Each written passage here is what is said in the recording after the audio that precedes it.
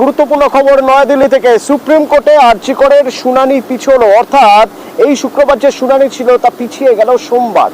কিন্তু কেন জানবো, মৈত্রী রয়েছেন আমার সঙ্গে। মৈত্রী, দেখো অতনু, আজকে রাজ্যের আইনজীবী কপিল সিবালের তরফ থেকে কিছু সমস্যার কথা উল্লেখ করে প্রধান বিচারপতির বেঞ্চের সামনে মেনশন করা হয় এবং সেখানে উল্লেখ করা হয় যে শুক্রবারের বদলে অন্য যে কোনো দিন, অর্থাৎ শুক্রবারের আগে বা পরে কোনো একদিন এই মামলার শুনানি রাখার জন্য অনুরোধ করা হয় এবং সেই পরিপ্রেক্ষিতে শুনানির দিন প্রধান বিচারপতি তিনি এটা উল্লেখ করেন এবং আস্থা শর্মা, রাজ্যের তরফ থেকে আস্থা শর্মা এটা মেনশন করেন এবং তখনই সর্বোচ্চ আদালতের কাছে যখন এটা মেনশন করা হয়, প্রধান বিচারপতির বেঞ্চ তখন শুনানি, যেটা আগামী শুক্রবার হওয়ার কথা ছিল, সেটি পিছিয়ে আগামী সোমবার অর্থাৎ 30শে সেপ্টেম্বর করার নির্দেশ দেয়।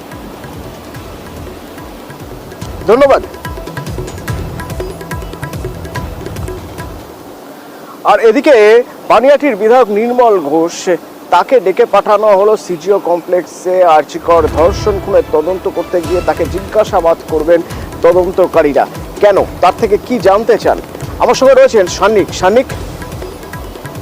আরজি করের যে তদন্ত চালাচ্ছে সিবিআই, সেই তদন্তের ক্ষেত্রে বিভিন্ন অ্যাসপেক্ট খতিয়ে দেখা হলো। আরেকটি গুরুত্বপূর্ণ দিক যেটা সিবিআই কে এই মুহূর্তে ভাবাচ্ছে তা হলো যে সময় নিয়ে অভিযোগ উঠছে, যে সময় এই পড়ুয়া ডাক্তারের দেহ তাড়াতাড়ি সৎকার করানোর একটা তৎপরতা কিছু অংশের মানুষের মধ্যে দেখতে পাওয়া গিয়েছিল, যেমনটা পরিবারের অভিযোগ থেকেও কার্যত স্পষ্ট। সেই বিষয়টা কিন্তু খতিয়ে দেখছেন সিবিআই আধিকারিকরা।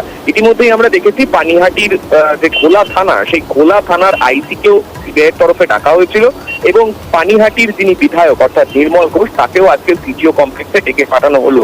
কি কারণে তাকে এত দ্রুত পরিবারের তরফ থেকে যখন বলা হচ্ছে দ্বিতীয়বার ময়না তদন্তের একটা ইচ্ছা প্রকাশ তাদের তরফে করা হয়েছিল, তা সত্ত্বেও কেন দ্বিতীয়বার ময়না তদন্তের সেই প্রক্রিয়া সম্পন্ন করা হলো না? কেন তাড়াতাড়ি পানিহাটি মহাশ্মশানে গিয়ে এই পড়ুয়া ডাক্তারের দেহ তাড়াতাড়ি করে দাহ করে দেয়া হলো? সেই বিষয়গুলো কিন্তু সিবিআই আধিকারিকরা এখন খতিয়ে দেখছেন এবং এক্ষেত্রে নির্মল ঘোষের বয়ান কিন্তু অত্যন্ত গুরুত্বপূর্ণ হতে পারে। সেই কারণেই তাকে আজকে ডেকে পাঠানো হয়েছে এবং তাকে আজকে জিজ্ঞাসাবাদ করতে চলেছেন সিবিআই আধিকারিকরা।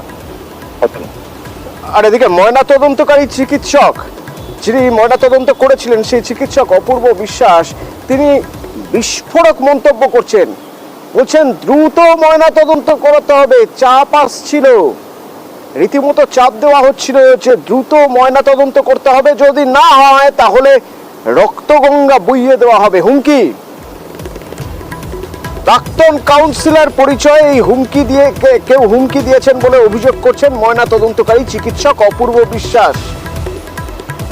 এবং পরিচয় দেওয়া হয়েছিল নাকি তরুণীর কাকা করার জন্য। মেয়ের কাকা পরিচয় একজন ছিল, যে বলেছিল ওই দিনকে পোস্টমর্টম না হলে রক্তগঙ্গা বইয়ে দেবে।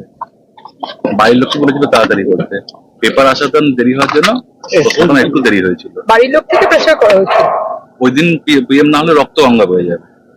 এক্স কাউন্সিলর বলে একজন কেউ ছিলেন, নাম বলতে পারবো না। এক্স কাউন্সিলর বলেছিলেন? হ্যাঁ, ওনার বাড়ির বলেছিলেন, আমাকে বলেছিলেন। ওনার রিলেটিভ একজন কেউ, নট ব্লাড রিলেটেড, মেবি বাইরের কেউ, বাইরের লোক। আচ্ছা, বলেছিলেন পোস্টমর্টম ওই দিনই করতে হবে, ওই দিনই করতে হবে।